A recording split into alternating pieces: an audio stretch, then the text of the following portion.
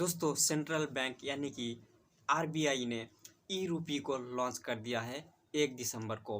तो यू रूपी कैसे काम करेगा, किस तरह से काम करेगा और ये हमारे लिए कितना फ़ायदेमंद होगा और कितना नुकसान होगा, इस वीडियो में जानेंगे। लेकिन आपसे एक गुजारिश है कि अगर आपने सब्सक्राइब नहीं किया तो ज़रूर कर दीजिए। तो बिना देर के वीडियो को शुरू करते हैं। रिजर्व बैंक ऑफ इंडिया ने 9 बैंक के साथ पार्टनरशिप करी है, जिसमें है एसबीआई, बड़ौदा यूनियन बैंक और HDFC bank, ICICI bank, Kotak Mahindra bank, yes bank, IDFC first bank और एचएसबीसी के साथ पार्टनरशिप किया है। लेकिन इससे पहले हम जान लेते हैं कि आखिर ये ई रूपी है क्या। ई रूपी दोस्तों एक करेंसी है, यानी कि कुछ ही समय पहले चाइना में दोस्तों युआन करेंसी लॉन्च किया गया था। उसी का जो कॉपी है, यानी कि आप मान सकते हैं डिजिटल करेंसी में बढ़ोतरी करने के लिए और नोटों का कम इस्तेमाल करने के लिए ई रूपी का इस्तेमाल किया जाएगा। ई रूपी सिंपल भाषा में कहा जाए तो ये डिजिटल करेंसी है, यानी कि जिस तरह से हमारे हाथों में आज कैश होता है, 1 रुपये का सिक्का, 2 रुपये का सिक्का और 5 रुपये का सिक्का और 10 रुपये का नोट और 50 रुपये का नोट, 20 रुपये का नोट, 100 का नोट और 500 का नोट, 2000 का नोट होते हैं। उसी तरह से दोस्तों इसमें भी ई रूपी में दोस्तों नोट्स होंगे। यू रूपी दोस्तों 2 प्रकार से काम करेगी। पहला दोस्तों CBDCR और दूसरा दोस्तों CBDCW। जो पहला है यानी कि CBDCR वो आम लोगों के लिए होंगे, यानी कि हम और आप इस्तेमाल कर पाएंगे, और दूसरा यानी कि CBDCW वो सिर्फ फाइनेंशियल कंपनी और बैंक करेगी। अब आप ये सोच रहे होंगे कि डिजिटल रूपी को लाने का क्या मतलब, जब सबसे पहले से ही हमारे पास मौजूद है यूपीआई। तो बहुत ही ज़्यादा कमाल का सक्सेस रहा है पिछले समय से।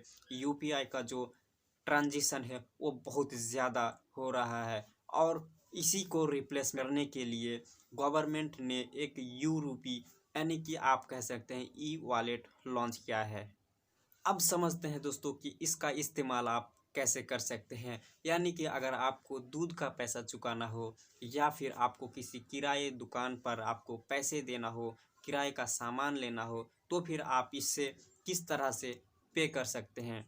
इसका इस्तेमाल सिंपल भाषा में समझे तो दोस्तों ये पर्सन टू पर्सन होंगी, यानी कि इसको इस्तेमाल करने के लिए आपको कोई भी बैंक अकाउंट की ज़रूरत नहीं है, यानी कि आपको किसी भी बैंक से लिंक करने की ज़रूरत नहीं है। आपको सिर्फ ई रूपी वॉलेट में आपको पैसा रखना है और आप दूसरे के ई वॉलेट में आप उसको पैसे ट्रांसफ़र कर पाएंगे।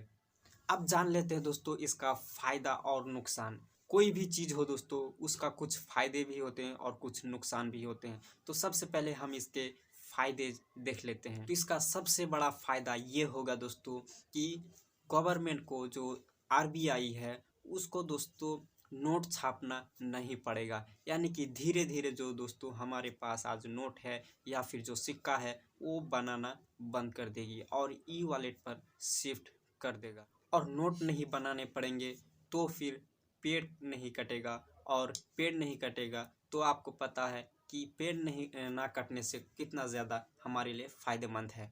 और तीसरा सबसे बड़ा फ़ायदा ये होगा कि किसी भी इंसान को ज़्यादा कैश कैरी नहीं करना पड़ेगा, यानी कि आपके फ़ोन में ही कैश रहेगा, आप उससे पेड कर सकते हैं। और दोस्तों और एक फ़ायदे की बात करें तो इसमें दोस्तों आप अपने बैंक से इस ई वॉलेट पर ट्रांसफ़र भी कर सकते हैं और ई वॉलेट से बैंक पर भी ट्रांसफ़र कर सकते हैं।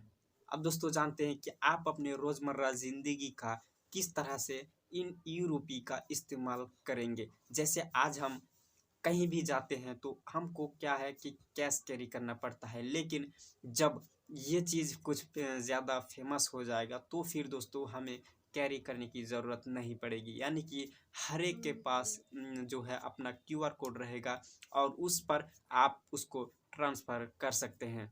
और इसका सबसे बड़ा और एक फ़ायदा बताएं दोस्तों तो ये बिना इंटरनेट के काम करेगा। अब इसके दोस्तों नुकसान भी जान लेते हैं। दोस्तों ई रूपी जो है वो यानी कि हमारे हाथों में नहीं रहेगा, यानी कि आपके फ़ोन में रहेगा। तो फिर जब फ़ोन में रहेगा तो फिर हर इंसान के पास तो फ़ोन नहीं है, तो फिर ये चीज़ थोड़ा सा दिक्कत कर सकती है। यानी कि हर इंसान के पास फ़ोन नहीं है तो फिर वो रुपया भी नहीं रख सकता है। जब तक हर इंसान के पास फ़ोन नहीं रहेगा तो फिर ये चीज़ सक्सेस नहीं हो पाएगी। यानी कि देखा जाए तो करेंसी जो है वो थोड़ा रहेगा, लेकिन जो दोस्तों ये डिजिटल करेंसी को बढ़ावा इसलिए दिया जा रहा है ताकि जो दोस्तों कैश छापने में बहुत ज़्यादा खर्चा आता है उससे भी बचा जाए, और कॉन्टेक्टलेस जो ट्रांजैक्शन होते हैं यानी कि लेन देन होती है उसे बढ़ावा दिया जाए। अब दोस्तों जान लेते हैं कि यूपीआई जो हम आज इस्तेमाल करते हैं, यानी कि दूसरे के बैंक अकाउंट में अपने बैंक से पैसा भेजते हैं या फिर वो हमें भेजते हैं, तो इससे किस तरह से अलग होगा, तो इस पर भी बात कर लेते हैं। यूपीआई के हर एक ट्रांजैक्शन पर 2 रुपये के आसपास खर्च पड़ जाता है। इसीलिए दोस्तों कई सारे बैंकों ने आरबीआई से शुल्क लेने का जो दोस्तों अर्जी कि हम यूपीआई ट्रांजैक्शन पर जो दोस्तों क्या है कि हम चार्ज करेंगे। लेकिन आरबीआई ने यह साफ मना कर दिया कि आम लोगों से यूपीआई ट्रांजैक्शन पर कोई भी चार्ज नहीं लगेगा, यानी कि हम जो भी यूपीआई से ट्रांजैक्शन करते हैं उस पर कोई भी हमें चार्ज नहीं लगता है। लेकिन बैंक को दोस्तों 2 रुपये के आसपास हर एक ट्रांजैक्शन पर लगता है।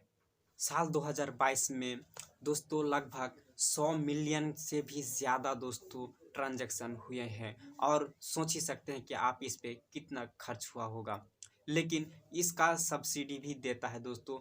आरबीआई जो है दोस्तों वो 1300 करोड़ रुपए ही सिर्फ दोस्तों इसका सब्सिडी देता है, लेकिन एक्स्ट्रा जो खर्च होता है उसको बैंक को देना पड़ता है। इसीलिए दोस्तों आरबीआई ने दोस्तों ये ई रूपी जो है लॉन्च किया है। अब देखने वाली बात यह है कि ई रूपी जो है दोस्तों कितना सक्सेस हो पाता है। इस वीडियो में इतना ही, मिलते हैं अगली वीडियो में, तब तक के लिए बाय बाय।